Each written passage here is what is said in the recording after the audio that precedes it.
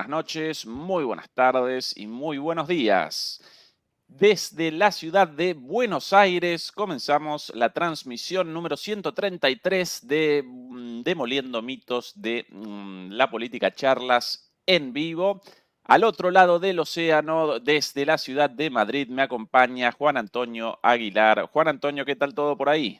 Muy buenas, bien, dentro de lo que cabe y las circunstancias que vivimos en España, ¿no? Ese estado fallido, completamente fallido. Bueno, de Bueno, estado fallido aquí en Argentina a otro estado fallido allí sí es. en España con la noticia del día. Y por cierto, comienzo con la disculpa previa de que si aparezco un poco lento, bueno, me acompañan 20 horas de vuelo a mis espaldas, así que mil disculpas por el eventual jet lag, como lo llaman. Juan Antonio, qué noticia, ¿no? La de ayer. ¿Qué análisis realizas de lo sucedido en las últimas 24 horas? Te refieres lógicamente a aquello que nos ha quitado un poco el sueño, que es la elección de Trump para la presidencia de los Estados Unidos.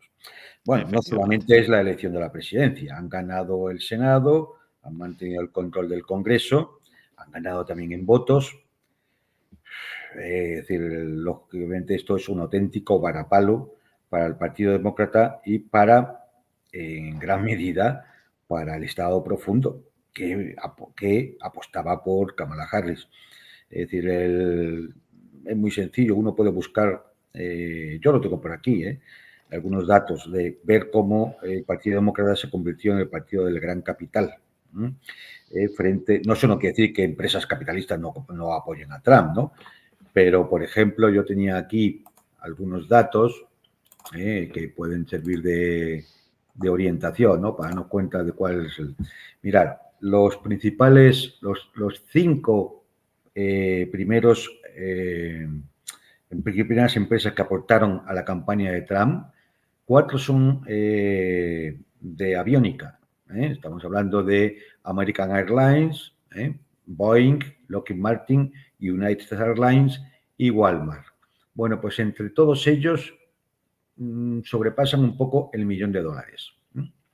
En cambio, Kamala Harris, sus cinco primeros donantes eran nada más y nada menos que Google, Microsoft, Brian Brown, Johnson Johnson y Apple. Y por una cantidad superior a los $50 millones. Esto nos indica claramente, bueno, pues quién era cada candidato, ¿no? Evidentemente, Trump es un... Diego Fusaro, el marxista italiano, lo ha definido como una anomalía. Es decir, él no es, lógicamente, cualquiera que conozca, llamar la política norteamericana sería imposible, ¿no? Él no es un antisistema. Él no viene a cambiarlo todo.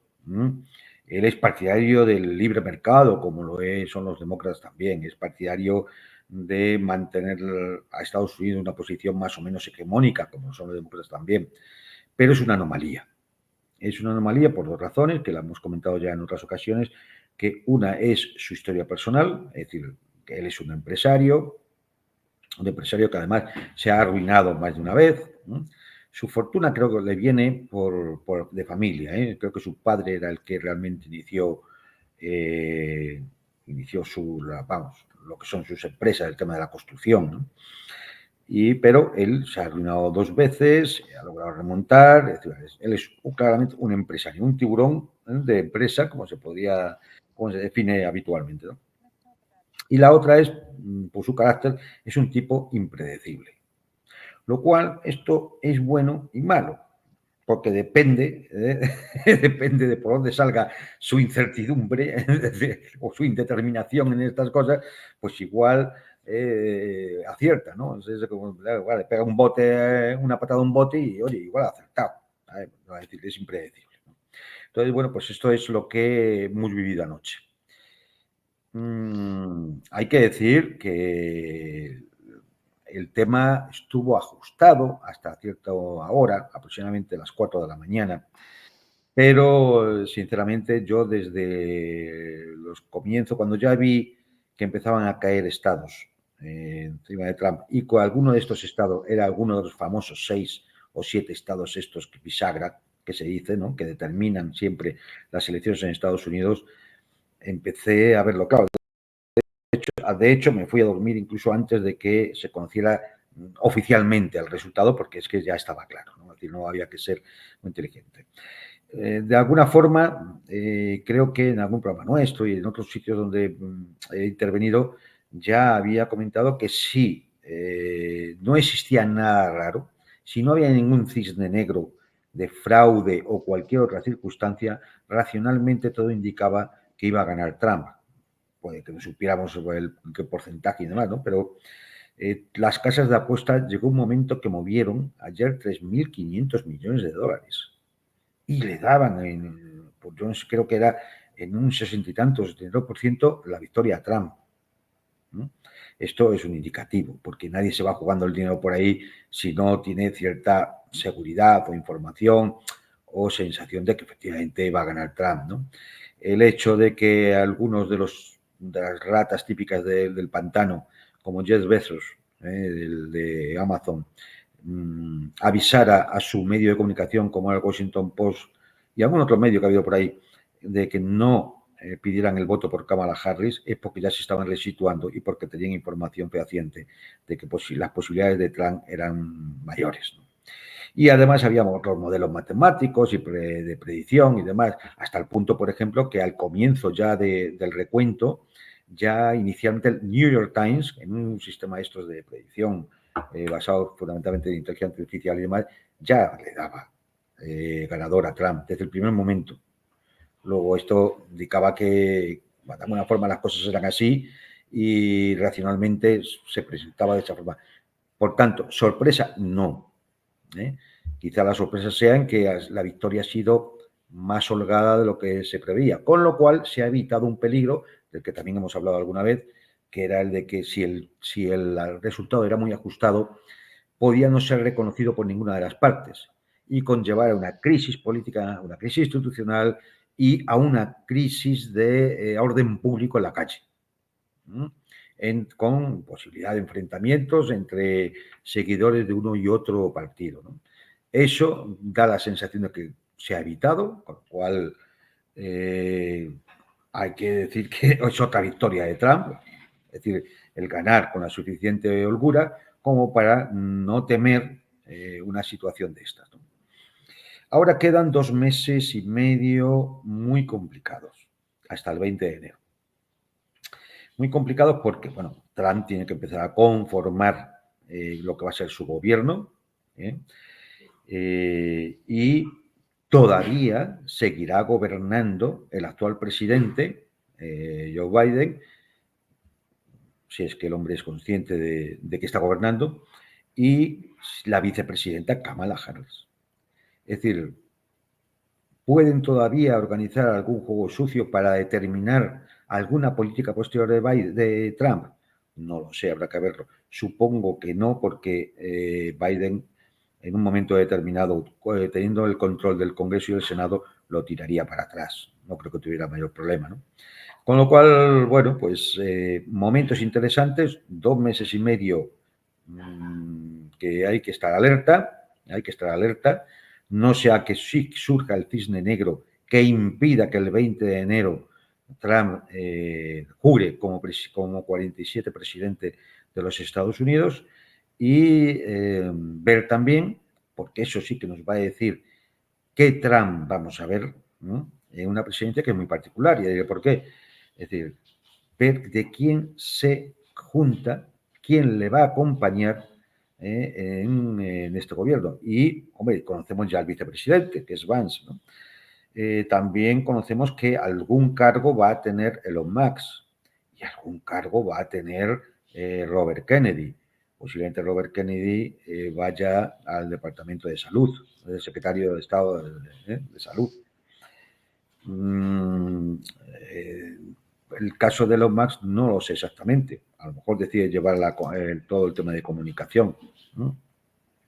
También se cuenta, se dice y se habla por ahí, porque en alguna entrevista ha salido, el general Michael Flynn, que fue uno de los primeros que estuvieron con Trump en su primera etapa en la presidencia y que saltó por los aires seguramente por la mala influencia del Estado Profundo y de la pandilla que se agrupó alrededor de Trump en esa primera presidencia.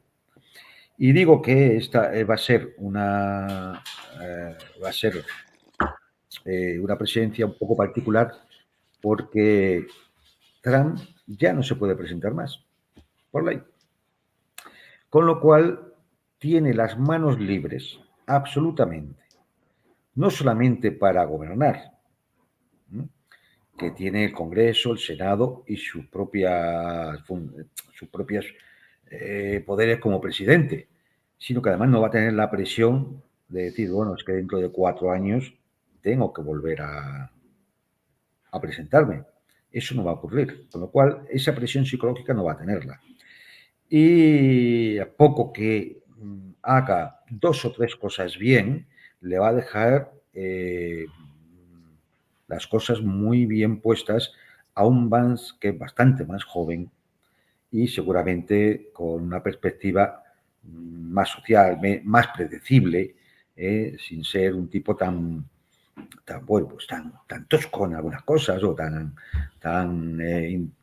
imprevisible, tan impulsivo como es Trump. Bien. Juan Antonio, por cierto, vos y yo vaticinamos este resultado el pasado domingo. Ni siquiera Sí. Fernando realizó una predicción, porque todo el mundo parecía convencido, todo el mundo parecía convencido de lo impredecible de las elecciones, de que, bueno, podía el uno o la otra. Finalmente, confirmada nuestra predicción, yo realizaba un análisis muy parecido al tuyo Mm. respecto a esos Sí, sí, síntomas a la vista. lo recuerdo. Ahora, ¿podrá determinar esto el fin de las guerras, Juan Antonio, o cometemos un error de ingenuidad? A ver, hay parte de ingenuidad, pero hay parte también de realidad. Es decir, de realidad en el sentido de que, hombre, esto lo ha repetido Trump muchas veces, pero es que lo ha repetido en su discurso de la victoria, ¿no? Esta misma madrugada, ¿no? Tenía por aquí, bueno, pues palabras textuales. Ellos dijeron que voy a iniciar una guerra. No voy a iniciar una guerra, voy a detener las guerras. Es decir, son frases muy imperativas y no más guerras durante mi mandato, ¿no? Es hora de dejar de atrás las divisiones de los últimos 4 años, es la hora de unirnos. Es decir, son frases muy imperativas y que denotan de alguna forma un compromiso con los que les han votado. Con lo cual, hombre, como cualquier político, yo creo que intentará cumplir. Eso en cuanto a la ingenuidad, ¿no? Es decir, puede ser un poco ingenuo en el sentido de que una cosa es la voluntad y otra cosa es la realidad. Tú puedes querer eso, pero a veces las realidades se imponen, ¿no? Y aquí estaría la otra parte. Es decir, ¿la realidad cuál es? Que realmente lo tiene complicado. Lo tiene complicado porque los dos conflictos fundamentales en los que Estados Unidos está implicado directamente en estos momentos, uno es del Oriente Medio. El del Oriente Medio, él sabe que no puede seguir. No puede seguir, entre otras cosas, porque si realmente salió de Israel, la situación de Israel va empeorando con el tiempo. Luego, de alguna manera, él tendría que poner freno a eso. Pero poner freno a eso es ponerle freno a Netanyahu, que ya le traicionó en su momento y Donald Trump salió muy enfadado con este hombre, con este tipo. Y bueno, y sabe también que todo cómo se está comportando Israel en este conflicto es absolutamente impresentable, injustificable. Y eso, evidentemente, ante la opinión pública también pesa. Con lo cual, yo creo que sí intentará hacer algún movimiento para, de alguna forma, llegar a un alto el fuego, a parar la guerra. De hecho, parece ser que le puso en la reunión que tuvo con Netanyahu, en la conversación que tuvo con Netanyahu, le puso una fecha, 20 de enero. O sea, es decir, él quiere que Israel acabe su operación antes del 20 de enero. Es más, incluso con una frase un poco despreciativa, ¿no? Tómate tu victoria, pero la matanza se tiene que acabar. ¿No? Vale, eso es posible que pudiera ser así. Lo que pasa es que Netanyahu se ha adelantado. Netanyahu se ha adelantado depurando no solamente al ministro de Defensa de Israel, sino también a la cúpula militar. ¿Por qué? Porque el ministro de Defensa de Israel era el más proclive a alcanzar un acuerdo de alto el fuego, liberar a los prisioneros y cerrar los frentes. Y Netanyahu creo que lo ha visto venir, y los destituye a todos. Además, creando un conflicto o ahondando más en las contradicciones dentro de la sociedad israelí, que llevó a producir disturbios y enfrentamientos de ciudadanos con la policía en la noche de las mismas elecciones que Estados Unidos. Lo cual no deja de ser significativo y yo imagino que Trump o sus asesores irán tomando nota. Pero ese es un tema difícil porque ya sabemos cuál es el poder de los lobbies sionistas dentro de Estados Unidos. ¿No? Y que algunos de los colaboradores que tiene, porque es muy sencillo, dentro de la élite norteamericana, seguramente pertenece o está financiado por alguno de estos lobbies. Y sabemos que el 90% de los que se sientan en el Senado y en el Congreso los financia o reciben subvenciones de la IPAC. Con lo cual, la presión ahí es evidente que va a ser muy fuerte. ¿Será capaz Trump de aguantar? Pues eso es una cosa que tenemos que ver. El otro conflicto, que es el de Ucrania, yo creo que ahí lo tiene más fácil en el sentido de que está claro que él quiere el alto el fuego, que los que le acompañan quieren la mesa de negociación y acabar con el conflicto, pero amigo, aquí quien le puede poner reparos y no estar dispuesto a ir por ese camino es Rusia. ¿Por qué? Porque Rusia tiene no solamente la iniciativa estratégica, sino que tiene una serie de objetivos estratégicos que cumplir y que evidentemente, si no hay garantías de cumplimiento de esos objetivos estratégicos, ¿por qué iba a tener que negociar Rusia ahora cuando ya la victoria está más cerca? No tendría ningún sentido, ¿no? Es decir, de hecho, por ejemplo,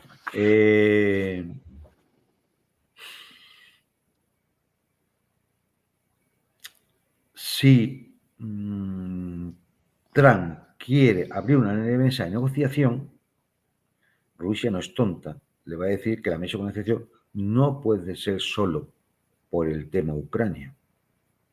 Porque el tema Ucrania, porque se lo van a ofrecer, le van a decir Ucrania neutral. Los territorios que ha liberado Rusia del Donbass son para Rusia.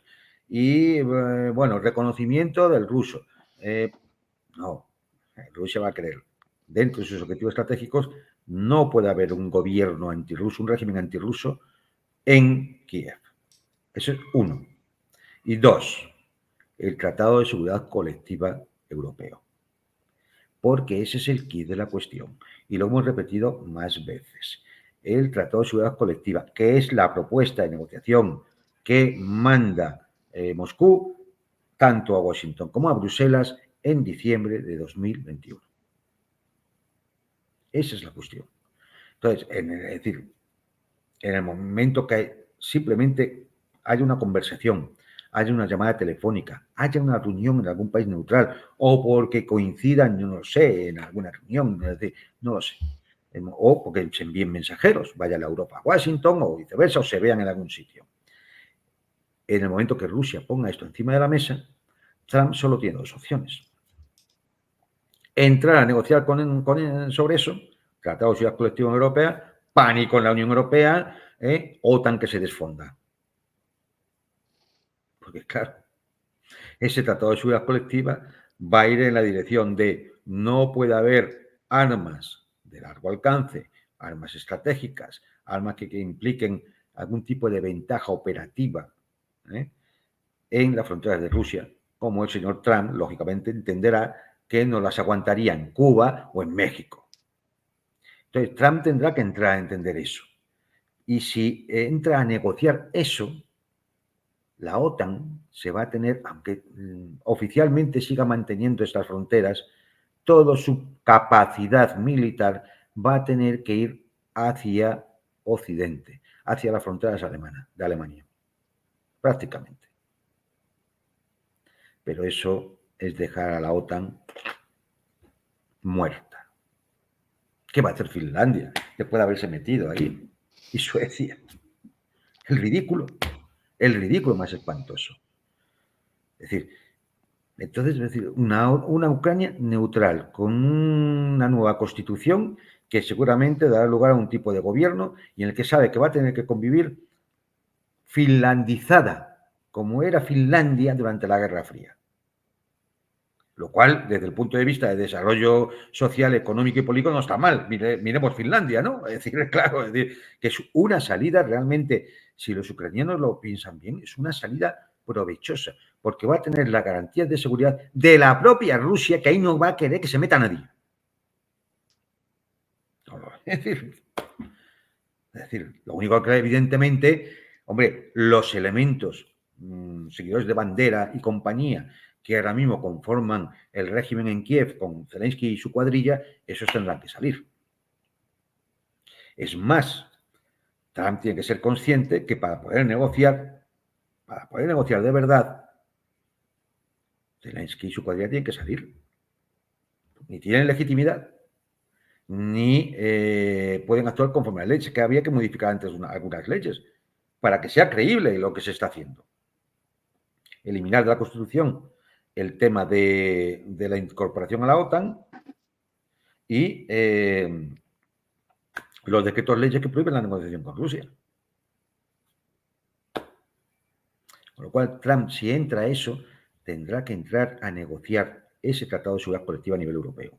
Y esto deja a Bruselas en ridículo. Pero Trump puede hacerlo.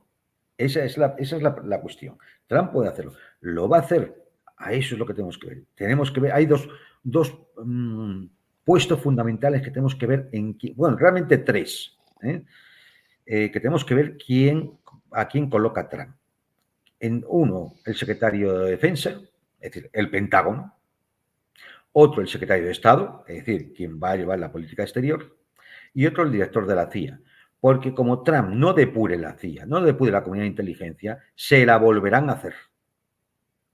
Porque eso es una covacha de traidores globalistas que no obedecen a las instituciones democráticas norteamericanas, obedecen a poderes ocultos. Entonces, es decir, esos tres puestos habrá que ver a quién pone Trump, porque nos pueden indicar efectivamente por dónde puede ir la cosa. Yo creo que,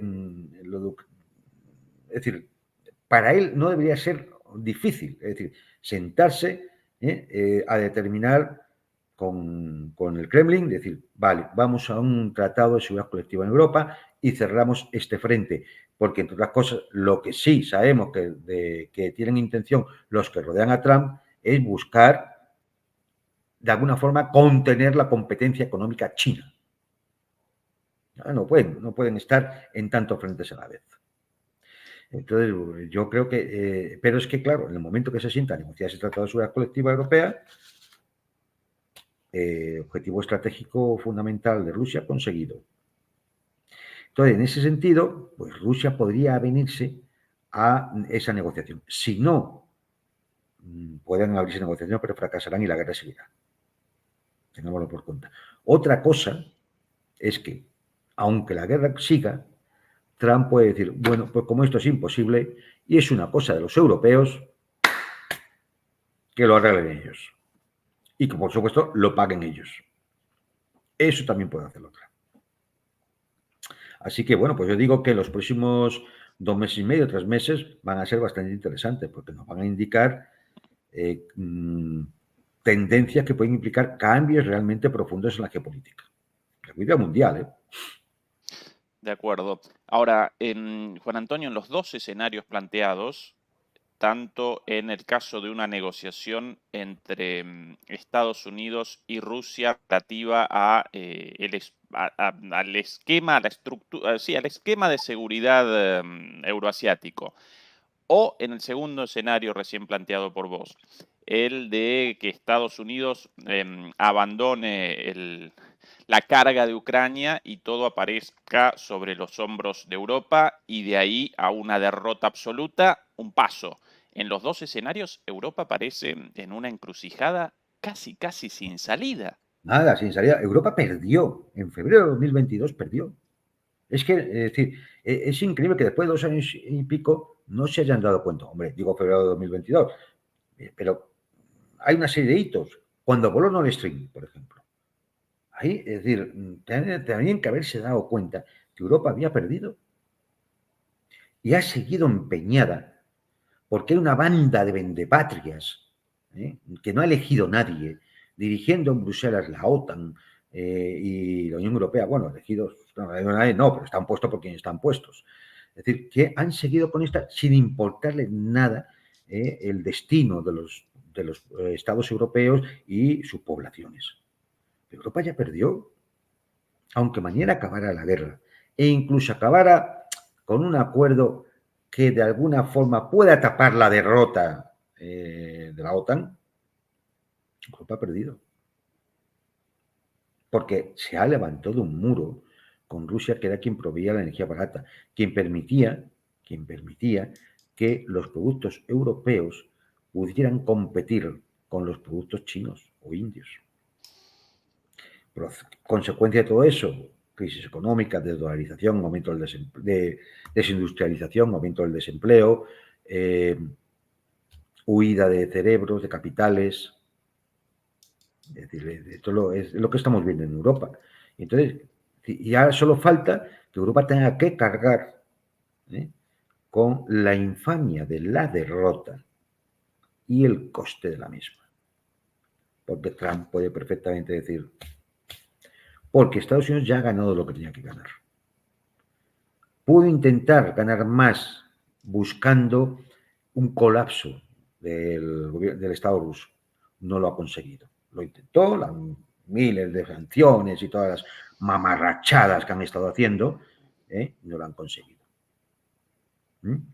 Es más, fíjate como detalle, ¿no? Es decir, la victoria de Trump ha venido acompañada con una subida del rublo, con un 5% de la subida de los beneficios de Gazprom y una subida histórica de la bolsa de Moscú.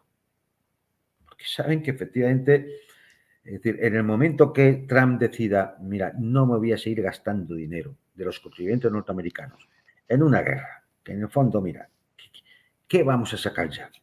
¿Qué plan de salida tenía Biden de la guerra? O la señora Harris, ¿qué plan de salida tenía? Pues al final lo único que tiene que intentar Trump es cómo parar la guerra con un acuerdo por encima que de alguna forma disimule la derrota en Ucrania. Y el acuerdo por encima, que es el objetivo estratégico de Rusia, y sin eso no va a haber nuevos Minsk, nuevos acuerdos de Minsk, pues es un tratado de seguridad colectiva a nivel europeo que le va a decir a la OTAN, vamos, a la capacidad estratégica de la OTAN en sus fronteras, fuera de aquí. Y es así. Yo, es decir, si no, no va a haber negociación y la guerra seguirá. Seguirá hasta que se cumplan los objetivos planteados.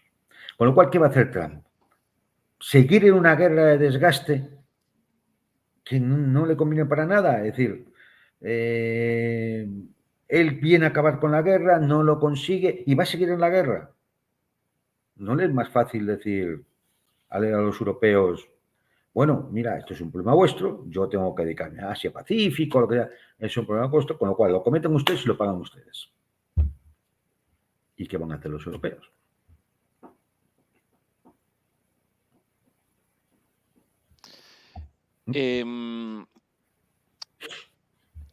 Recordaba recién la conferencia de Yalta, en la cual básicamente Roosevelt y Stalin determinaron el futuro de Europa, con cierta participación de Churchill, europeo en última instancia, mal que mal, Reino Unido representa una parte de Europa, y posteriormente a estos acuerdos, De Gaulle, por pericia individual, pudo de alguna manera posicionar el interés de Francia en las negociaciones posteriores y de ahí el asiento en el Consejo de Seguridad para Francia.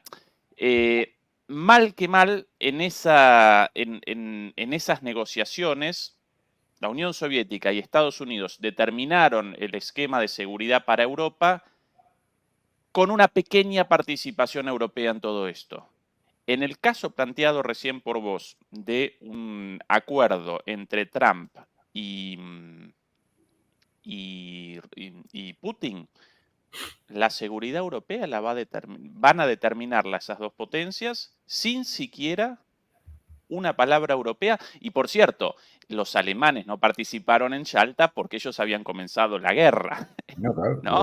En este Era caso, el ni enemigo, siquiera, claro. exactamente, en este caso ni siquiera eso, y el destino de la seguridad europea no la determinarán los europeos.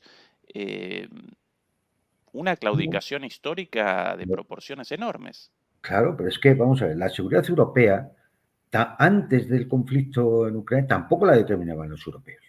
Esta es la realidad.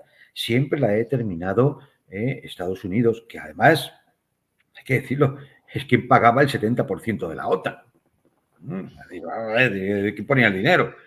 Ponía el dinero y ponía, lógicamente, claro, también ponía su industria armamentística, con lo cual parte de esas inversiones, digamos, retornaban, ¿no?, al complejo militar industrial. Pero es así de cierto. Y además, impuesto desde el principio, con un general norteamericano siempre teniendo el mando operativo de la OTAN, y al final el Pentágono es quien decide toda la seguridad europea. Era el paraguas nuclear norteamericano, es decir, siempre fue así. Cuando había que negociar un tratado, por ejemplo, sobre armas estratégicas, los START, ¿quién lo negociaba? Lo negociaba Washington con Moscú. Cuando había el tratado de armas de alcance intermedio, el tratado de armas convencionales, el tratado de cielos abiertos, pues se hacía siempre entre Washington y Moscú. Bueno, a ver, ya empecé a partir del año 73, empecé un poco el paripé con el tema de Helsinki, ¿no? Y hay las actas de las reuniones de Helsinki que crean la Organización de Cooperación de Seguridad en Europa.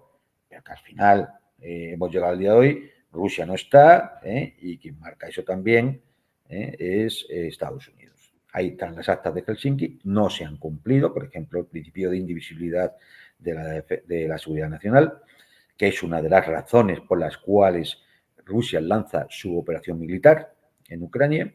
Entonces, claro, de alguna forma habría que volver a esas actas de Helsinki, a esos acuerdos de Helsinki, que obligarían a las partes a establecer, bueno, pues toda una serie de zonas desmilitarizadas hacia las fronteras de Rusia, que es lo que estos señores rompieron con la expansión de la OTAN de forma agresiva y, bueno, con una política militarista propia de un, bueno, pues iba a decir de un imperio, pero no, de una potencia colonial, que lo que le gusta es usar las cañoneras para imponer sus intereses, ¿no?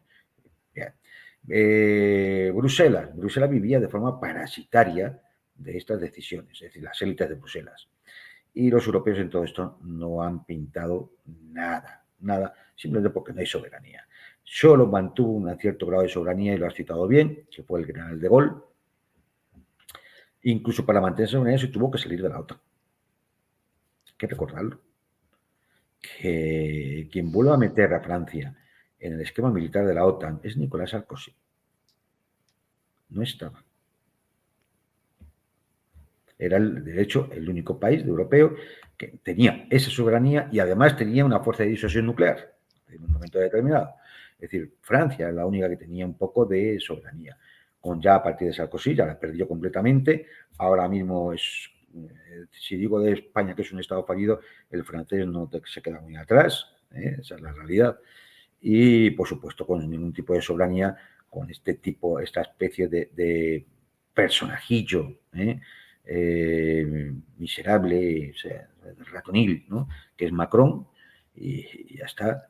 Entonces, bueno, pues efectivamente, esto para Europa es una derrota, ha sido una derrota económica, industrial, financiera, ha sido una derrota política, va a ser una derrota militar, y al final otros, bueno, otro desde fuera, gracias a ese vínculo transatlántico que todos los vendepatrias aquí andan defendiendo, es el que va a decidir el futuro de la seguridad europea.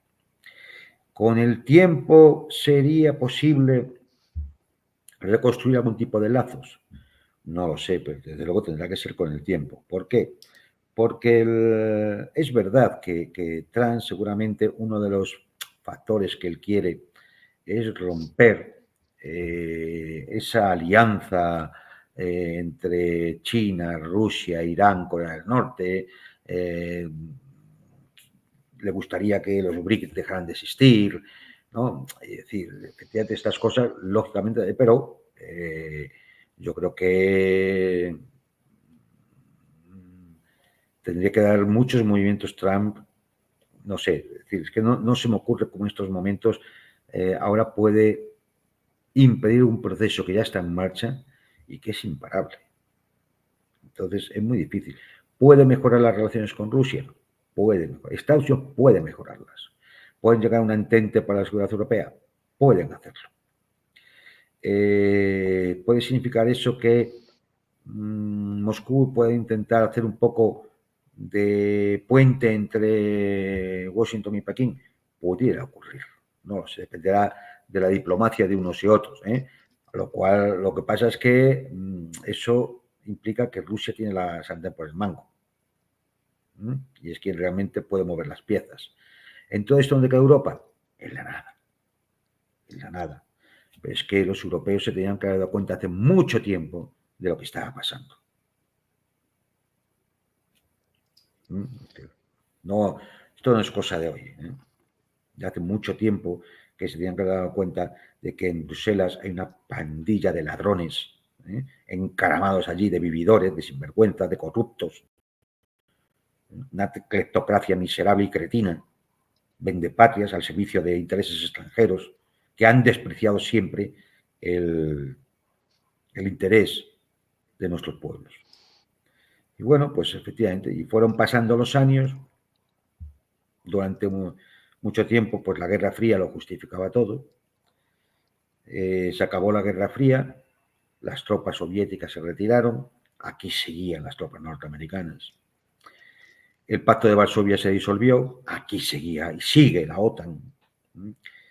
Desaparecieron armas nucleares de las fronteras del este, aquí seguían las armas nucleares norteamericanas en Turquía, en Alemania, en Países Bajos, en Italia, en el Reino Unido. Entonces, bueno, pues no sé, es que si alguien me dijera, ¿y esto cómo lo definirías? Bueno, pues como un continente ocupado desde 1945, que nunca recuperó su soberanía, salvo temporalmente por el general de Gaulle, Francia, hasta que otro miserablemente patria como Sarkozy, pues decidió venderla. Y hasta el día de hoy. ¿Y ahora quién le pone el cascabel al gato?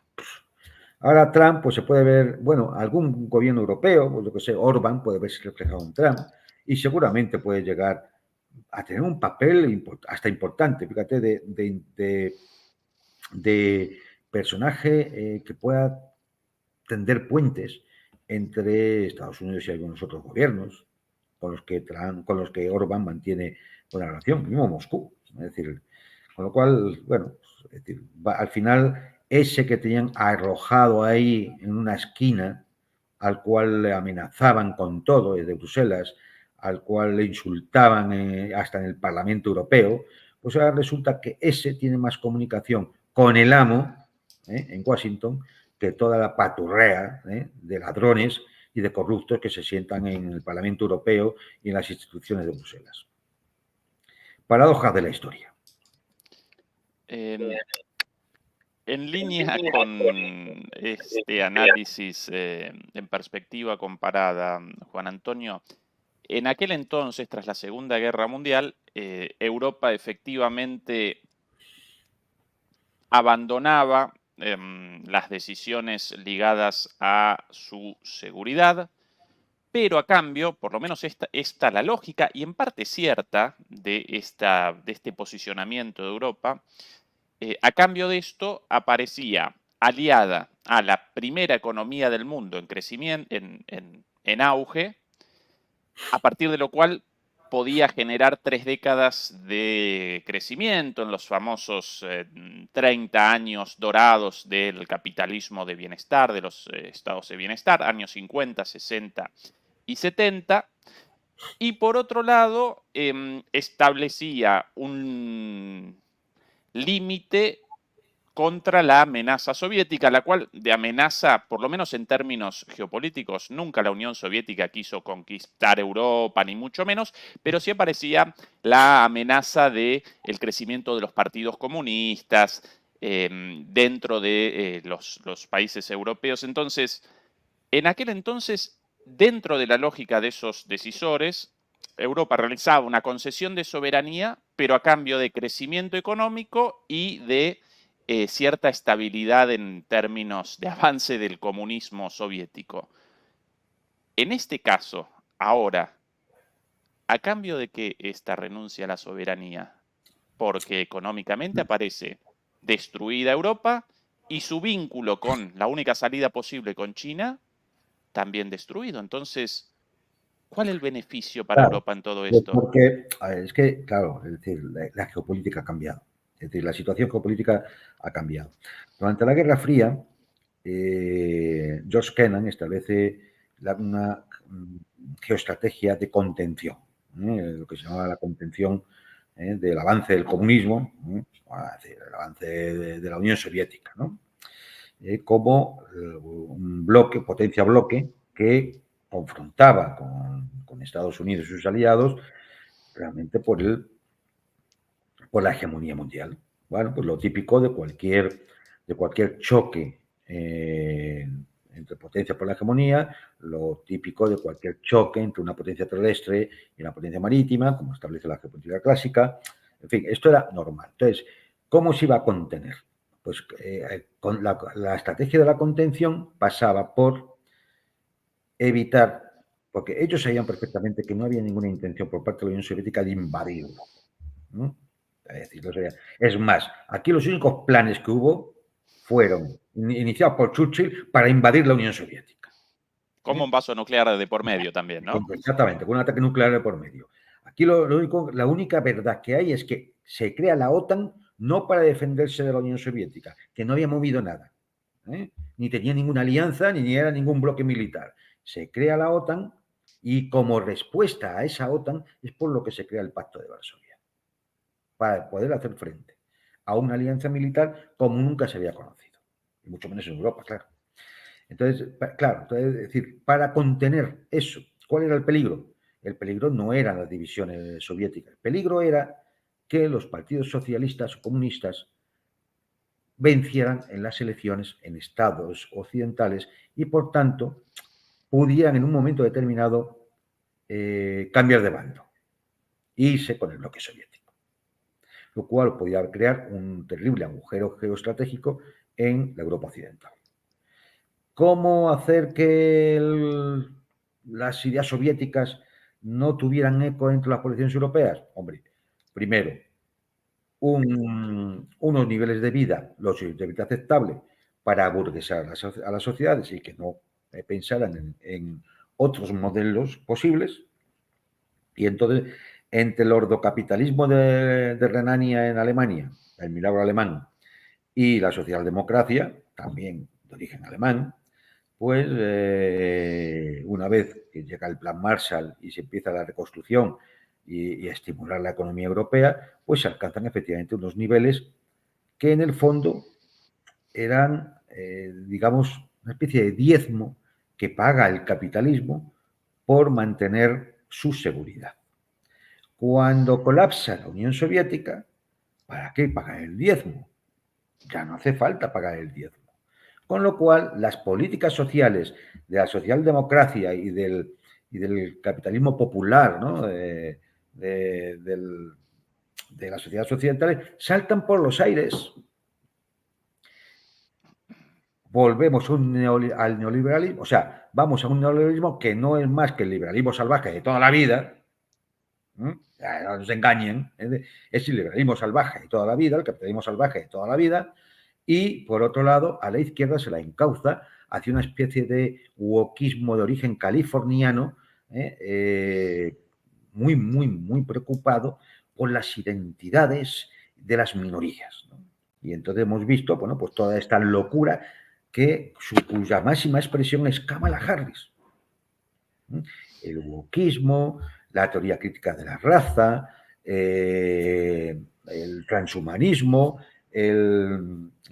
todos los fenómenos de transgénero y toda la ideología de género, es decir, todo aquello tipo de derechos que sean puramente individualistas, que no tienen que ver nada con el desarrollo social de la comunidad. No digo ya socialista, claro, eso ya es herejía. Es decir, bueno, pues esto es lo que representa la actual izquierda europea, absolutamente desfondada y desorientada, y al servicio, y ahí está el Partido Verde Alemán como máximo representante, al servicio de las políticas imperialistas que lleva la OTAN. Es decir, el militarismo, el neocolonialismo y demás. Esta es la realidad. Y todo saltó por eso. Como ya no había divisiones soviéticas en el Elba, pues ¿para qué íbamos a mantener el modelo social de estado de bienestar? Que, claro, evidentemente tenía un coste. Claro que tenía un coste, pero era el coste que daba la seguridad a que, por ejemplo, el capitalismo alemán pues se pudiera estar tranquilo de que no le iban a venir las huestes soviéticas. Con el tiempo, incluso, empezó a abrirse una política de la distensión que llegó a acuerdos. La Ostpolitik llegó a acuerdos con el Este. Y empezó a llegar el gas ruso ya entonces. Durante la Guerra Fría ya empezó a llegar el gas ruso. Y gracias a todo eso, pues se desarrolló una gran industria alemana, que siempre ha existido en parte, ¿no? Pero hubo que reconstruirla después de la Guerra Mundial. Una gran industria alemana, una buena industria también francesa, incluso italiana. Bueno, pues hemos tenido esas décadas de prosperidad europea que en el fondo eran un poco, no voy a decir artificiales, pero sí reales en el sentido de que obedecían a una geopolítica muy determinada. Cuando esa geopolítica saltó por los aires, pues todo el sistema saltó por los aires, arrastró a todo. Y entonces, bueno, pues ¿qué tenemos? Pues el liberalismo de toda la vida, capitalismo salvaje y una izquierda que aquí algunos tachamos unos la llaman indefinida, ¿no? Delirante, ¿no? Y incluso hilarante. Porque a veces ya lo único que produce es risa de lo ridícula que es. Por supuesto, se ha perdido toda cuestión de la lucha de clases, ¿no? De la construcción del socialismo. Eso ya en la izquierda europea no existe. La izquierda europea es pro-OTAN, vamos a decirlo de verdad, es pro-OTAN. ¿En qué gobierno europeo que haya gobernado la izquierda, la socialdemocracia, o incluso en coalición con partidos más a la izquierda, ha dicho, nos vamos de la OTAN? Lo hizo De Gaulle, los demás no han tenido narices, nunca. Vasallos del imperio. Entonces, bueno, pues es lo que... que nadie se puede extrañar entonces de lo que pase ahora. La situación de Europa queda, es decir, con la victoria ya de Trump, la situación europea queda, o sea, lamentablemente, ahora mismo es que no sé ni por dónde puede tirar, no sé ni siquiera si tiene solución. Porque claro, también uno podía ver si salen estadistas del tipo de Gaulle, incluso de Helmut Kohl o de Willy Brandt. Pues a lo mejor uno puede decir, bueno, a lo mejor es posible conformar una estructura europea, ¿no? Y volver a abrir lazos con Rusia, de tal manera que se pueda reconstruir la economía. Pero es que las élites europeas, ¿qué hay? ¿Dónde podemos tirar? ¿Qué? Sí. Orbán, que es un presidente de un país pequeñito, que por otro lado es un conservador, que tampoco es que podamos decir, hombre, no, y que me da a mí que evidentemente no está por la labor de hacerse el salvador de Europa después de las putadas, vamos a decirlo así, que le hacen desde Bruselas. Si es que, es decir, la covacha de Bruselas se ha creado ya tal animadversión y ya tiene tantos enemigos. Hay tanto euroescéptico ya incluso dentro de las poblaciones europeas que yo no le veo mucha salida. Yo creo que no es reformable, sinceramente. Creo que no es reformable. Creo que la Unión Europea simplemente lo mejor que puede hacer es disolverse con la OTAN, autodisolverse en un suicidio colectivo, es decir, y pues iniciar otro proceso de encuentro de los países europeos de otra forma, bajo otra visión, conforme a un mundo multipolar que se avecina, buscarse un hueco en el que yo creo que en estos momentos ya no puede hacerlo sin el resto de Eurasia. Imposible. No tiene ya ni masa crítica, en una crisis demográfica atroz, con unos niveles de educación pésimos, con un problema inmigratorio terrible, con unas estructuras estatales que son puramente oligárquicas y realmente unos estados bastante fallidos y lo estamos viendo en distintas circunstancias. Cada vez que se produce una circunstancia como lo ocurrido en las inundaciones españolas ahora en Valencia o problemas con la inmigración en algún país como Francia o como Países Bajos, como Bélgica, o con el ataque a Nord Stream, que lo que hace es poner en asfixia la industria alemana, y vemos, bueno, decir, claro, es que no, yo creo que no hay solución. Dentro de los actuales esquemas no hay ninguna solución. O sea, es decir, los europeos tienen que empezar a pensar en que estas estructuras tienen que desaparecer y crear otras. Pero además es que es bueno que desaparezcan, si es que es una organización criminal. O sea, tanto la OTAN como la Unión Europea, que es una organización criminal. Es una banda de atracadores y de asesinos. Y sobre todo, de mentirosos.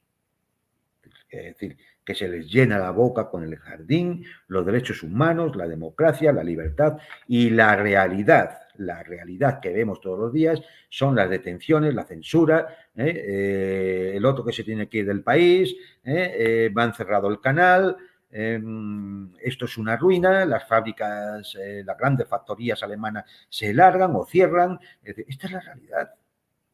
Esta es la realidad. Entonces, bueno, ahora imagínate un Trump que dice que le va a poner aranceles de entre un 10 y un 20% a todas las importaciones, entre ellas, lógicamente, las europeas. O sea que encima de pagar la energía mucho más cara gracias a meternos en el follón de la guerra de Ucrania y de las sanciones. Además de pagar más caro también otras materias primas y commodities. Además de eso, encima, para lo poco que vayamos a vender, nos ponen un arancel de un 10 o un 20% a los productos europeos. Y parte de nuestra fábrica, no sea China, donde le ponemos un arancel, por ejemplo, a los coches del 100%, ¿no? Entonces, si aquí no se si Volkswagen va a cerrar 3 factorías, si la gente ya se está empezando a dar cuenta de la estafa del ecocapitalismo y la agenda verde. En España, el pasado año, no se llegó a 40.000 el número de coches eléctricos vendidos. ¿Por qué? A lo mejor es porque son carísimos. Y porque no hay infraestructura para mantener una autonomía de esos vehículos. Más allá del temita de lo que contaminan las famosas baterías en su fabricación y luego en su reciclaje. Es decir, entonces, ¿qué? Vamos a seguir con la agenda verde, vamos a ir con la burrela de millones para beneficiar a toda una serie de empresas que son las que están ganando dinero con todo esto, ¿no? Es decir, todo además con una monserga sobre el medio ambiente, en la cual yo me pregunto si es que los ecologistas últimamente no salen al campo, porque no sé de dónde ven la bondad de ver todos nuestros paisajes llenos de mares de placas solares y de bosques de aerogeneradores, eliminando nichos ecológicos eliminando aves y sin contar con reciclar, con lo que cuesta reciclar eso, y sin contar con la energía que se necesita para fabricar todo ese tipo de placas solares, de materiales de fibra de carbono para las aspas de los aerogeneradores, etcétera, etcétera. Yo creo que, es decir, ahora mismo Europa tiene que, o sea, pensar en una resituación completa. Si no, yo lo veo mal. Y ahora, pues efectivamente, Trump viene a dar una puntilla más a ese proceso. Porque ellos lo tienen claro. Al fin y al cabo, como se suele decir en la geopolítica, pues Estados Unidos, aunque geográficamente no sea una isla, geopolíticamente es como si fuera una isla. Está allí, al otro lado, rodeada de agua, con un estado como Canadá, que es parte, de forma, formalmente no, pero de facto es parte de los Estados Unidos, con una frontera mexicana, que es donde el único problema que tienen es la inmigración que tienen hacia el norte, que la pararán, si quieren, con muro o sin muro, o que irá disminuyendo a medida que se vaya desarrollando un Estado mexicano, que seguramente también acabará, pues de alguna forma, creando una entente, y eso está lógico, si lo piensas, una entente con Estados Unidos y Canadá, un actor geopolítico. Entonces, claro, Europa queda para allá, porque Europa, al fin y al cabo, y yo siempre lo aconsejo, mirar los mapas del mundo cambiando el punto del centro del mapa. Es decir, en Occidente siempre nos hemos acostumbrado a mirar los mapas teniendo al lado izquierdo el continente americano y al lado derecho el continente euroasiático y África. Y en medio de todo, el Atlántico. Ese vínculo transatlántico. Entonces, a lo mejor los europeos tenían que empezar a pensar, decir, bueno, ¿y si movemos el mapa y el centro lo ponemos en el centro geográfico de las tierras, de la mayor parte de las tierras emergidas, en Eurasia? ¿Qué es Europa? Pues una península, más o menos grande, pero una península. ¿Cree que puede vivir a espaldas del resto de Eurasia? Solo tiene una forma, de estar sometida por el vínculo transatlántico a la otra parte. No hay más. Y el que no quiera verlo, pues que no se llame analista geopolítico, ni se llame, ni mucho menos experto, que es otra cosa, ¿no? Es decir, no, yo es que, como muchos que vemos, ¿no? Van a opinar, opinan y ya está. Sí. ¿Y qué opinan? Por lo que las declaraciones que ha dicho cualquiera de estos, que efectivamente no tienen ninguna credibilidad, son mentirosos por naturaleza. Sí. Recién recordaba efectivamente, Juan Antonio, el hecho de que, bueno, recordaba el caso de Austria, porque a menudo presentan la construcción del muro de Berlín como una demostración del imperialismo soviético en su avance hacia las libertades occidentales. Austria también aparecía dividida en 4 zonas. Recordemos que Austria con el Anschluss acompañó a la Alemania nazi y por ende aparecía dividida entre las 4 potencias. Y los soviéticos, exactamente igual que con Alemania, que en el caso de Alemania, presentaron inicialmente la propuesta de abandonar la ocupación con la condición de la neutralidad, tanto de Alemania como de Austria. Pero que la propone ya Stalin. Por eso, por O sea, eso. Stalin ya propone, es decir, mira, si Alemania queda neutral, nos vamos todos. Cada quien a lo suyo, sí. Y los austríacos responden afirmativamente y Austria aparece entera, sin un muro en el medio. Los alemanes no, sino más bien las potencias occidentales ocupando Alemania determinan que no. Estos 3/4 de Alemania van a representar la frontera de la OTAN. Y ahí reacciona defensivamente la Unión Soviética y establece el muro y una Alemania oriental. Así que evidentemente la Unión Soviética no quería la expansión geopolítica hacia Europa en ningún momento y eso parecía clarísimo. El riesgo, claro, aparecía en el avance interno, en la política interna de los partidos comunistas, de bueno, cualquier fuerza política disruptiva con respecto al capitalismo occidental, pero más que eso, no. Pues fíjate, es que aquí como lógicamente los vencedores en la Segunda Guerra Mundial, en la Europa Occidental, van a escribir su historia, claro, van a imponer su relato. ¿Vale? Pero bueno, es decir, pero yo creo que ya ha pasado el tiempo y podemos entender perfectamente cómo sucedieron las cosas. El muro de Berlín, el muro, se levanta en 1961. Es decir, desde que acaba la Guerra Mundial, 45, hasta el 61, no había muro. Cuando vienen con la propaganda, decían es que, claro, el muro era para que la gente no saliera de la zona soviética. Pero si podían haber salido todos, tuvieron 15 años para irse todos. Es decir, 15 años para irse. El muro no se levanta, precisamente para evitar que la gente saltara hacia Occidente. El muro se levanta porque había una rapiña típicamente capitalista en la cual los occidentales, los alemanes occidentales, pasaban a la zona oriental con sus marcos, compraban mucho más barato y estaban de alguna forma creando un problema económico en la zona oriental. Y entonces cuando Walter Ulbricht decide que eso se tiene que acabar, como siempre, la OTAN pasa de todo, por supuesto, ¿quién le va a decir a ellos nada? Y entonces es cuando se decide levantar el muro. Esa es la realidad. Es decir, el resto es mentira que nos han estado vendiendo durante décadas. Mira, en España se nos ha vendido una milonga.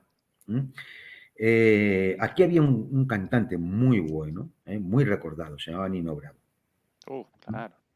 Bien, Nino Bravo tiene una canción que es Libre. Aquí nos han estado vendiendo la milonga de que esa canción la escribió Nino Bravo a un pobre alemán oriental que saltó el muro y murió en el tema. Mentira. Por favor, vayan a ver la biografía de Nino Bravo. Eso es propaganda otánica pura y dura.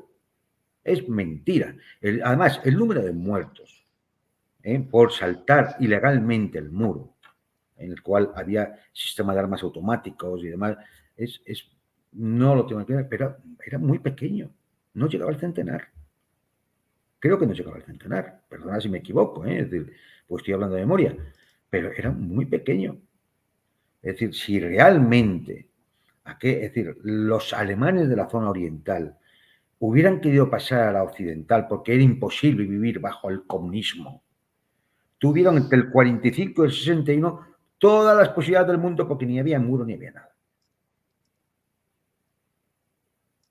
O sea, que es decir, esta es una más. Entonces, bueno, pues como este relato es el que se sigue se ha vendido en Europa, ya, igual que ahora, pues no venden el relato de que todo lo que pasa es culpa de Putin, ¿no? Es decir, la larga mano de Putin, que llega hasta el último rincón de Europa, desestabilizando, interfiriendo en las elecciones, etc. Estos son realmente discursos y argumentos tan ridículos que causa bochorno que en medios de comunicación que se dicen serios pueda haber personajillos soltándolos. Porque es de tal nivel que escandaliza. Pero bueno, es lo que hay. Libre como el viento que recoge mi lamento y mi pesar, camino sin cesar detrás de la verdad y sabré lo que es al fin la libertad. Qué lindo mensaje para esta charla. Juan Antonio, última pregunta en una transmisión esta un poquito más cortita por decisión de mi parte porque sinceramente quiero algunas horas de descanso después de 20 horas de vuelo. Súper interesante hasta acá la charla, por cierto. En el caso de el segundo escenario planteado, no una negociación directa entre Trump y Putin sobre el esquema de seguridad euroasiático, sino una gran lavada de manos a lo Poncio Pilatos de Trump, a Estados Unidos a lo suyo y la guerra en Ucrania en las espaldas de Europa y la dirigencia europea cavernícola determina perseverar y machacar directo hasta una derrota total. ¿Qué escenarios aparecen ahí de cara a la posibilidad de que ahí Rusia establezca condiciones de acuerdo a su interés sin la más mínima consideración del interés de Europa, de Estados Unidos, ni de nadie? ¿Dónde van a aparecer los ojos de Rusia frente a amenazas como la de Finlandia? ¿Sí? Con 14 bases militares, con la posibilidad de armamento nuclear occidental, países como los bálticos, bueno, caracterizarlos como antirrusos ni siquiera, ya demasiado poco, furiosamente, rabiosamente antirrusos. Suecia también metida en la OTAN, rota la confianza con Europa, bombardeados, destruidos los gasoductos por los propios Estados Unidos. ¿Cuál es el escenario ahí pensable desde el punto de vista de Rusia? Vamos a ver. Es decir, alguien podría pensar que, hombre, no le van a dejar a Trump hacer eso. Y es posible, le pueden presionar mucho, pero si quiere Trump no se lo puede impedir a nadie. Vamos a suponer que en el Congreso o en el Senado, incluso algunos republicanos se le volvieran díscolos para decir que no puedes abandonar la guerra en Ucrania. Trump tiene dos herramientas por la cual, como presidente de los Estados Unidos, puede ordenarlo sin pasar por el Congreso. Una es la orden ejecutiva y la otra son las proclamaciones ejecutivas. Esto podría decirse, bueno, esto y esto, es decir, ¿bajo qué? Esto se hace habitualmente en los Estados Unidos, parece un poco raro. Pues tengo por aquí un dato, me parece que son en los últimos, vamos, es decir, en los últimos 100 años, 14.000 documentos de órdenes ejecutivas y proclamaciones ejecutivas dentro de la democracia norteamericana. Porque con el tiempo cada vez se le ha ido dando más poderes al presidente.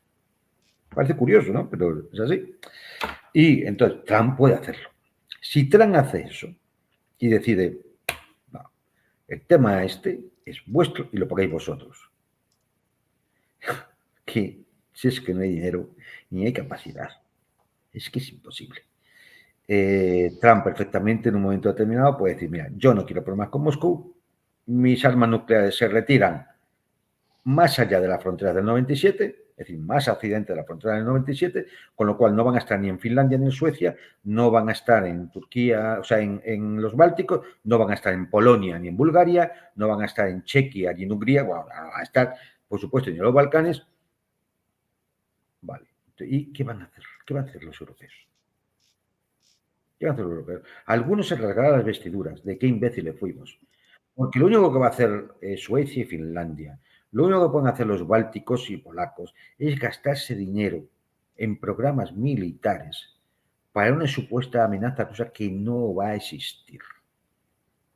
Porque Rusia no está interesada, entre otras cosas, porque desfondaría su economía en una expansión territorial hacia el oeste. Pero si tiene todo un oriente que desarrollar mucho más, es decir, ¿para qué va a venir aquí? ¿Va a entrar a Polonia? ¿A qué?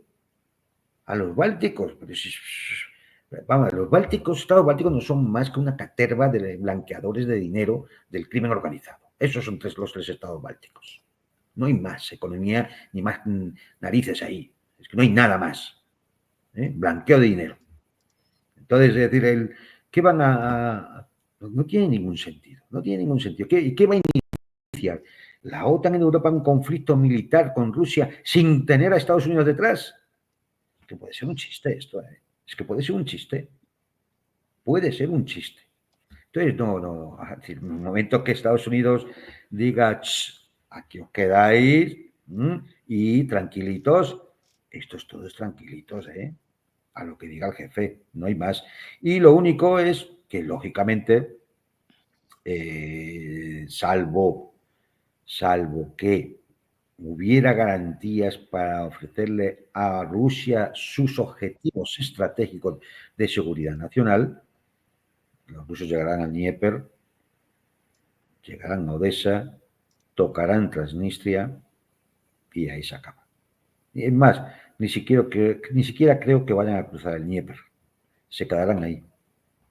Ni siquiera, porque no tiene más interés. Es decir, es que ¿para qué cargar con todo un territorio al cual que es étnicamente no es ruso, habla en la minoría que habla ruso es pequeña y además están envenenados por una ideología antirrusa?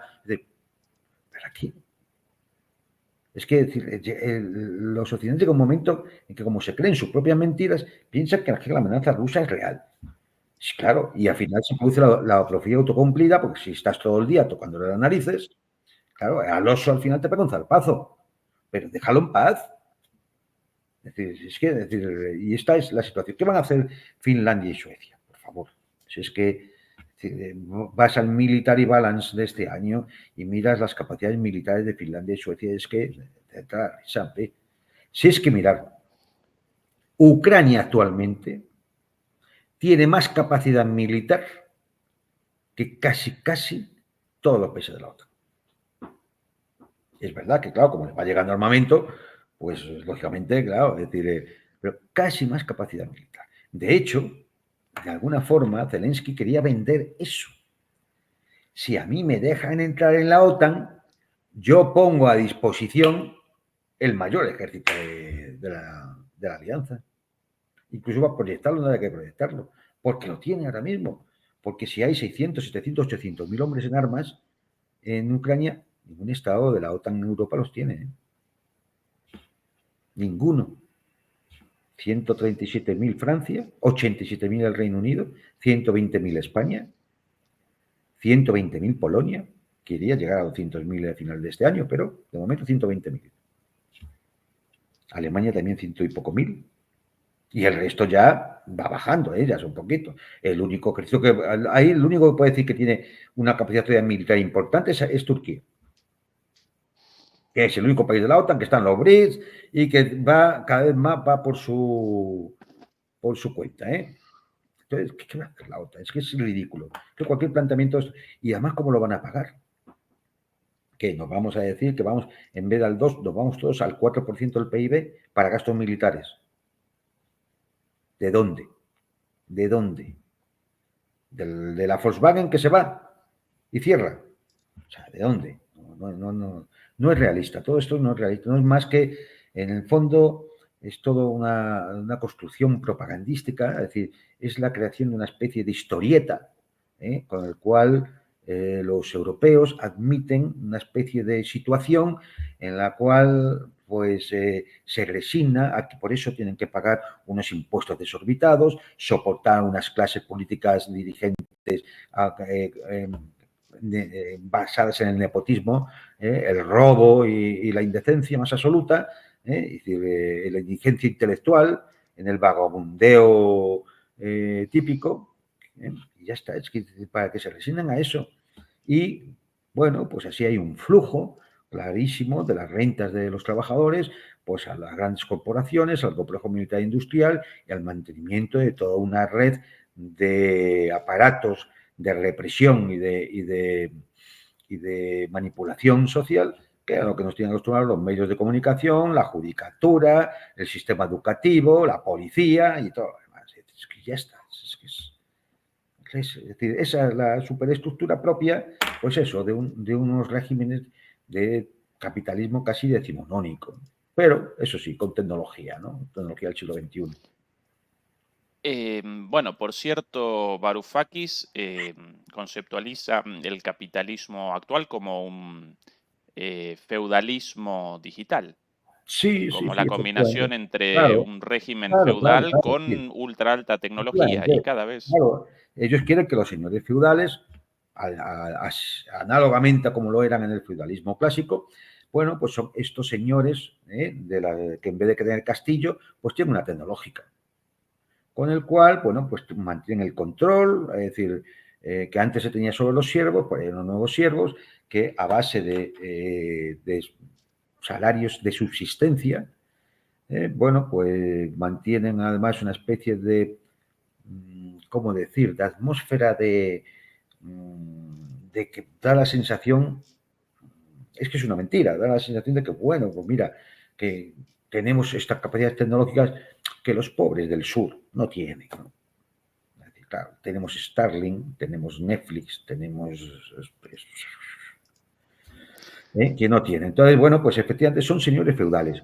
Y como a todos los señores feudales les molesta el Estado. Porque el Estado vino a igualar. Vino a, no más que igualar, a tomar el poder teórica, primero, para, lógicamente, las clases dominantes, eso siempre, la clase dominante en un momento determinado, pero unificaba hasta que llega un momento en que aparece ya el ciudadano y, es decir, un desarrollo democrático normal, de colectivizar los derechos. Entonces, claro, siempre el Estado es el enemigo. Y estos señores feudales, igual que los nobles del feudalismo clásico, tienen como un gran enemigo al Estado. Claro, incluso al monarca, porque el monarca, es decir, en la conformación del Estado moderno, el monarca es que asume todos los poderes. Claro, los señores no querían. Los nobles de la época no querían. Y al final se tuvieron que someter al monarca porque venía con una espada más grande y les cortaba el cuello, pero nada más que por eso. Entonces, la tendencia de estos es volver a una especie de feudalismo tecnológico donde tu dependencia, tu vasallaje, ya no sea con el Estado moderno, sino que sea con la corporación. Y que dependas de todo de la corporación, que es la que, sin moverte de tu casa, tú vas a poder pedir lo que sea, te lo van a traer, pues, puedes comunicarte a través de las redes sociales y si se impone el metaverso, ¿no? Pues al final, efectivamente, vivirán en una gran mentira ilusoria, que es ese universo digital inexistente, ¿no? Ha habido hasta imbéciles que han comprado propiedades en el metaverso, que hay que ser tonto, es decir, esto no se le ocurre, cuando hablan del sur, esto, vamos, al más tonto de cualquier país del sur no se le ocurre. Pero bueno, pues hay un enloquecido occidente que piensa que es que el mundo es así, ¿no? Es decir, a veces es muy delirante todo. Quizás como chapa, como la llamamos en Argentina, como adicional, como extra final, Juan Antonio, ¿algún comentario sobre lo sucedido en Israel con la decisión de Netanyahu del despido de su ministro de Defensa, Yoav Galant, y la designación de Israel Katz como su nuevo ministro de Defensa, caracterizado dentro de las esferas del poder de la derecha israelí como un duro? Ellos mismos lo caracterizan O sea, como un un duro, loco, un loco. básicamente. ¿Cuál tu A lectura ver, de la sí, situación creo por que comenté allí? un poco antes. Yo no pude seguir ahí mucho porque como estábamos con el tema de las elecciones norteamericanas, me fui enterando un poco superficialmente. De hecho, no sabía ya que estaba tomada la decisión de que fuera este personaje el que sustituyera al ministro de Defensa, que es un conocido general, un militar. Ha habido más instituciones militares. Yo creo que he comentado un poco antes. Yo creo que Netanyahu, que no es imbécil, es un viejo zorro. Se las sabe todas. Es malo, pero no es tonto. Y yo creo que él se ha adelantado a la victoria de Trump. Tenía muchos enfrentamientos con el ministro de Defensa y con la cúpula militar. Y se hablaba incluso de que este ministro de Defensa podía ser el sustituto de Netanyahu en un momento dado. Entonces, adelantándose a la victoria de Trump, yo creo que lo que ha hecho ha sido bueno, pues una auténtica purga interna. Al estilo de cualquier otras purgas que uno pudiera imaginarse en cualquier estado totalitario de la que tantas veces nos han hablado, y entonces liquida a el que puede ser su competidor y que además tiene una serie de apoyos dentro del ejército y que además es el que presiona para que haya un acuerdo de alto el fuego con liberación de los prisioneros y demás, lo cual hace que sea referente de todo un sector de la población israelí que está en las calles desde hace meses pidiendo ese alto el fuego y la vuelta de los rehenes. Entonces, bien, pues esto demuestra cuáles son las verdaderas intenciones de Netanyahu, demuestra que la fractura social en Israel va a seguir creciendo, demuestra que las cosas no van bien en los frentes, porque si todo esto no se plantea, ¿no? Y esto Netanyahu lo hace con la intención de que Trump se encuentre ya con unos hechos consumados. Es decir, de alguna forma lanza la pelota al tejado de la Casa Blanca, que ahí es que hace Trump. Yo creo que es un poco la intención que han tomado estos tipos, que no dan puntada sin hilo, es decir, que saben perfectamente cuando hacen una cosa con qué intención la hacen, ¿no? Y yo creo que, bueno, pues esto así es un paso arriesgado en el sentido de que en un momento determinado puede haber una expresión social en Israel contra Netanyahu, o un golpe de Estado, ¿no? Pero bueno, yo imagino que lo tienen más o menos controlado y como vemos, al que más o menos puede tener un poquito de racionalidad respecto al conflicto, se lo quitan de encima y ¿a quién ponen? A otro loco, a otro tarado de estos que ellos mismos califican de duro. Pues imaginemos cómo son. Si los blandos han cometido un genocidio ya que alcanza 45.000 personas en Gaza con 100.000 desaparecidos, no, con 100.000 heridos y varios miles de desaparecidos, pues imagínate cómo es el duro. Muy mala noticia, incluso muy mala noticia para Trump.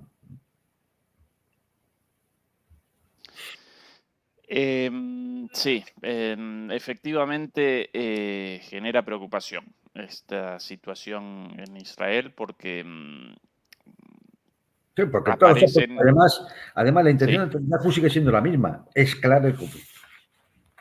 claro, pero en el caso de Israel, a diferencia de Ucrania, aparecen encaminados a una derrota, pero con armas nucleares. Sí, Y eso, por eso yo creo que era bastante racional, fíjate, decir esto de Trump es casi un piropo, era bastante racional que Trump le dijera esto se tiene que acabar, porque es que, es decir,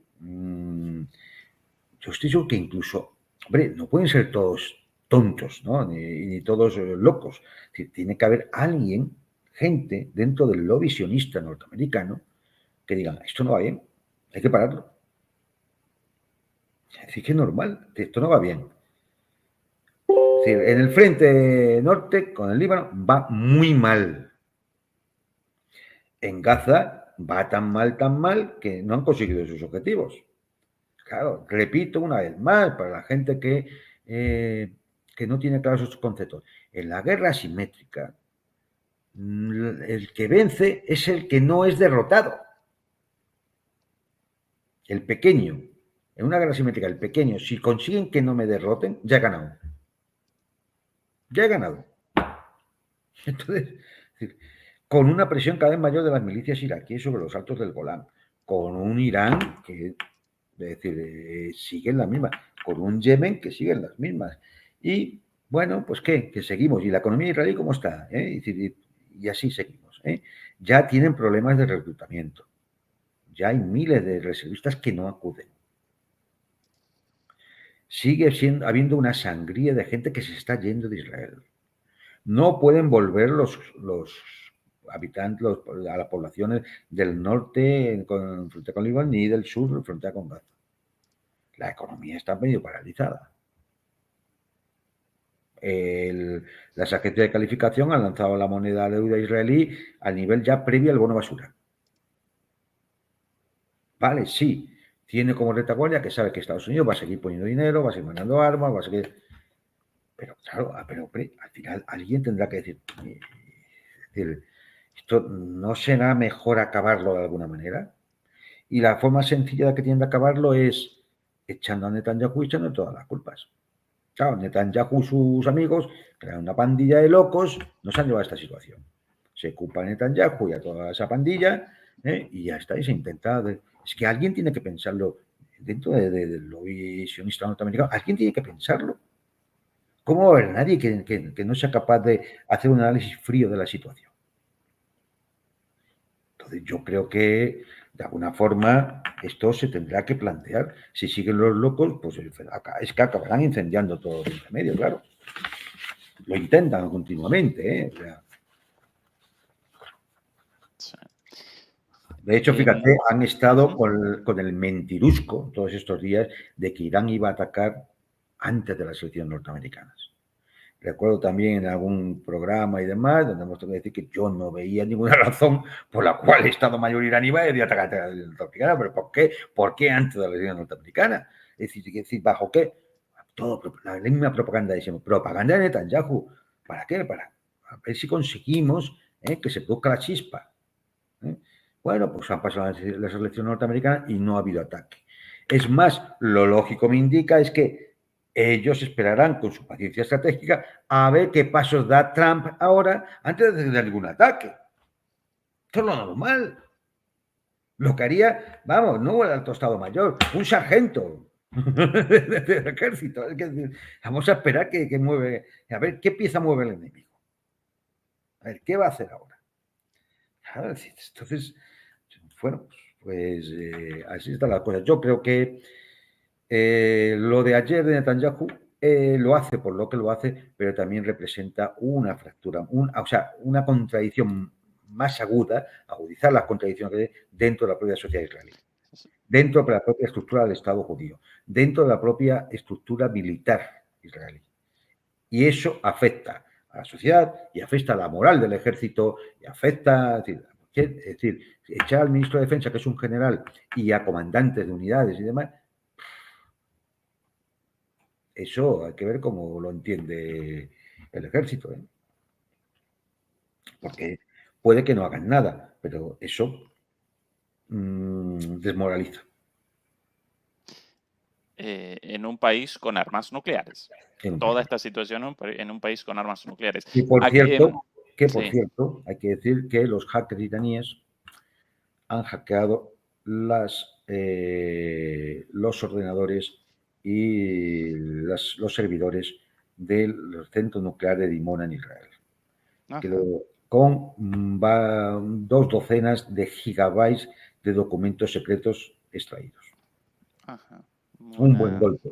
Del que no información voy a decir bastante nada, fuerte. pero un buen golpe. Bastante más duro que de unos misiles o de una base, ¿eh?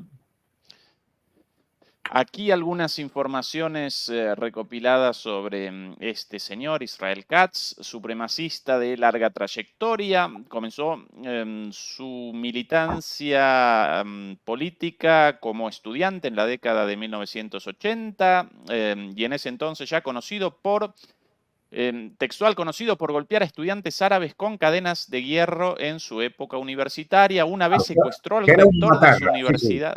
Era un macarra, sí, sí. A partir del 80, de mediados de los 80, trabajando para Likud, el partido de Netanyahu, condenado por perjurio en 1985 por conducir sin carnet, destrozar un coche de propiedad estatal y luego intimidar a un conductor para que mintiera sobre ello. Completito el amigo. Un Em, delincuente. Claro. como recompensa de esto, en 1988 fue puesto al mando de la sede de operaciones especiales del partido y envió grupos de colonos de extrema derecha para intimidar a los votantes árabes, asegurando así la victoria del Likud. En 2007, acusado de fraude por su trabajo en el Departamento de Agricultura, cuando se reveló que había dado más de 30 puestos a miembros del partido Likud y a sus hijos como favor. Los tribunales del distrito, dirigidos por el partido Likud, se negaron a procesarlo y además es partidario de la anexión total de Cisjordania y de cortar todos los contactos con la autoridad palestina. Ya se han distribuido más de 120.000, bajo su tutela, ya se han distribuido más de 120.000 fusiles entre los colonos. Bueno, una de sus principales propuestas como parlamentario en su momento, esto del inglés, la entrega de subsidios a los colonos por 32 millones de dólares. Completito. Y Un este señor, delincuente, un sí, delincuente que además sí, sí, sí, está, además de ser un fanático ideológico, y bueno, pues ese tipo de personas, claro, ese tipo de personajes que lógicamente le gusta tener que le rodeen. cerca, alrededor. Que, es decir, ahora, es decir, todo esto no beneficia en nada a Israel como Estado. Es decir cada paso de estos es, bueno, pues un clavo más en un ataúd. Es terrible. Es decir, yo no sé cómo lo ven. Sí. Porque Y un día esto no va a estar el primo de Zumosol. Y ese día, ¿cómo van a detener la avalancha que les va a venir? sí, sí, sí. Y estos los advenedizos, estos los más peligrosos, estos los más Claro, claro. criminales, porque Galán, mal que mal, por lo menos presentaba el perfil de un militar, ¿sí? Sí, sí, Y sí. un militar presenta límites por su formación, por su conocimiento de la ciencia, del arte militar y demás. Estos semimafiosos radicalizados y supremacistas connotan No, un no. riesgo enorme. Sí, aparte, cuando encima tienen una especie de pensamiento milenarista, ¿no? La venida del Mesías, el pueblo elegido, en fin, estas cosas, ¿no? Un pensamiento milenarista, pues entonces es que casi asumen que cuanto mayor desgracia le pase, mayor prueba para Dios, ¿no? Es que claro, es un pensamiento irracional, típicamente pensamiento mágico, es un pensamiento absolutamente irracional y por lo tanto da lugar a cualquier barbaridad. A veces nos cuesta incluso poderlo entender. Es decir, cuando hay que analizar los comportamientos de tipos de estos y las decisiones que toman, a veces es hasta muy dificultoso decir, ¿por qué lo están haciendo cuando todo me indica que deberían hacer lo contrario? ¿Mm? Bueno, pues es que es muy difícil de analizar porque obedece a posturas irracionales conformadas en base a un pensamiento y unos argumentos absolutamente desquiciantes, disparatados, que no tienen nada que ver con la realidad, que obedecen a creencias o a alucinaciones o a... Entonces, bueno, pues yo no sé. Es decir, yo creo que ayer se tomó un mal camino para el propio gobierno, o sea, para el propio Estado de Israel, y veremos, pues, es decir, esto lo único que hace es agudizar las contradicciones, fracturar más la sociedad israelí, bajar la moral del ejército y esto en un momento donde el que observe, otra cosa es que los medios de comunicación no lo digan, pero quien observe el día a día en el enfrentamiento en Gaza y en el sur del Líbano, es decir, no están consiguiendo nada y la resistencia libanesa cada vez es más fuerte y en Gaza se reconstruye y ya hemos pasado un año. Sí, sí. Ya hemos pasado un año. Juan Antonio, el cierre, como siempre, en tus manos, lo que quieras. No, bueno, pues yo creo que como la noticia ha sido la selección norteamericana, yo creo que el cierre tiene que ir un poco en ese sentido, ¿no? Yo creo que hay que esperar. A ver, se abren ahora 2 meses muy interesantes. Es decir, y yo creo que ahí hay que esperar a ver por dónde empiezan a circular las cosas, ¿no? Hay que decir que Trump es una anomalía. Y precisamente como anomalía, pues de alguna forma debemos verlo con cierto optimismo o con cierta esperanza. A lo mejor no se produce nada, ¿no? Pero eh, yo no sé lo que va a hacer la política interior norteamericana, es cosa de los estadounidenses. Yo no sé lo que puede decidir en cuanto a algunas leyes sociales o derechos sociales o con lo que quiere hacerlo con la frontera sur, es cosa de los estadounidenses. La parte fundamental y es la que nos afecta a todos es de si es capaz de terminar con la OTAN, retomar el diálogo con el Kremlin, y limitar la confrontación con China al nivel de la competencia económica. Si hace eso, Trump efectivamente puede que esté evitando una tercera guerra mundial. Y, oye, pues mira, es lo que importa ahora, ¿no? Ahora mismo es lo más importante. Y entonces, a lo mejor, una vez más, pues Dios escribe recto con renglones torcidos. Y en cualquier caso, el establishment yankee, fuera de sus cabales, es más peligroso que un mono con escopeta. Así que si logramos que se imponga una cierta racionalidad, aunque solo sea por el interés económico de Trump y sus amigos, aunque solo sea por eso, si se impone un poco de racionalidad y evitamos una escala que nos pueda llevar a una guerra nuclear, ya, habría que celebrar la victoria, ¿no? Y eso es lo que tenemos que ver en los próximos meses.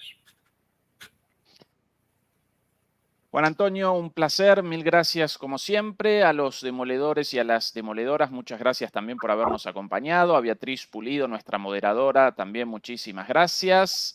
Nosotros mañana con transmisión como siempre y Juan Antonio el sábado nuevamente en nuestro canal hermano de MP Geopolítica a las 11 de la noche de Europa. Muy Un bien. abrazo, hasta prontito. Chau, chau. Hasta pronto.